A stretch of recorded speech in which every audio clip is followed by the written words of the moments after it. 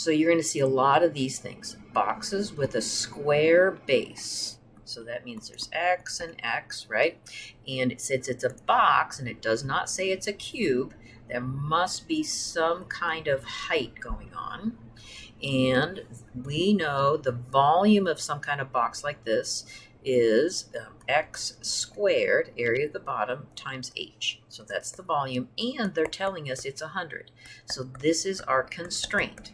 So we're going to use this to sub in to something. And so let's check out what we're going to sub into.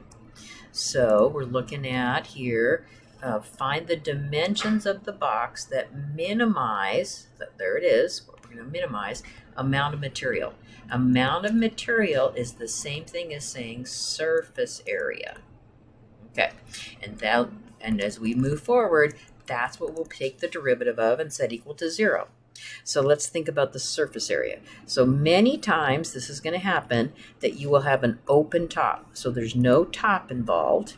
Okay, so if I'm looking to make the surface area equation, so I've got the bottom, which is x squared, and then plus each of the 4 sides. And each of the sides is equal to, the area is equal to xh. So there's my surface area. Okay, so I can see that I have 2 variables, so let's try and get rid of h. So I'm going to solve this for h, 100 divided by x squared. So s is equal to x squared plus 4x, and then 100 divided by x squared. You definitely want to fix this before you take the derivative. So let's cancel a little bit. So x squared, so not equals, plus, so if I get 400 over x, and let's just be careful and rewrite this even as x to the negative 1. Now we're ready to take the derivative. So the derivative is 2x minus 400 x to the negative 2. So I always want to make sure that you're rewriting the negative exponents in the denominator. Okay, so I want to set that equal to 0. So I get 2x is equal to that.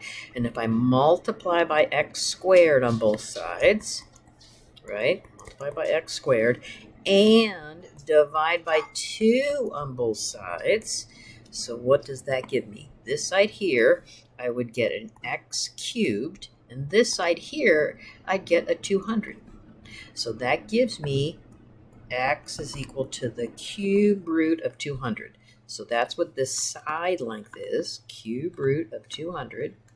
All right, so now I want to figure out what the height is, and we can plug it right in. So h is equal to 100 divided by, and you know this would be the same thing as saying 200 to the 1/3 power. So I'm going to put that in for x. So I get 200 to the 2/3 power. So that's the height, and that's the width. Okay, so let's go to this one. So here we have a rectangular field. So I've got a building on one side. And then I've got this fence. So the fence is just on 3 sides, and there's 3,000 feet of fencing. So if I call these 2 sides x and that a y, so 3,000 is 2x, right? 3,000 is equal to 2x plus a y. Okay, so what is it we're maximizing? Dimensions of the largest field. So that's another way of saying largest area, and that's in time what we'll want to take the derivative of and set equal to 0. So if I'm looking at this for an area equation, it's just going to be x times y. Okay, so now I want to think about what do I want to solve for? Well, it's really easy to solve for y. So I'm going to do that. So subtract 2x and get y. Substitute it in. So I get x times 3,000 minus 2x. Again, multiply it out so that you have something nice to take the derivative. So 3,000x minus 2x squared.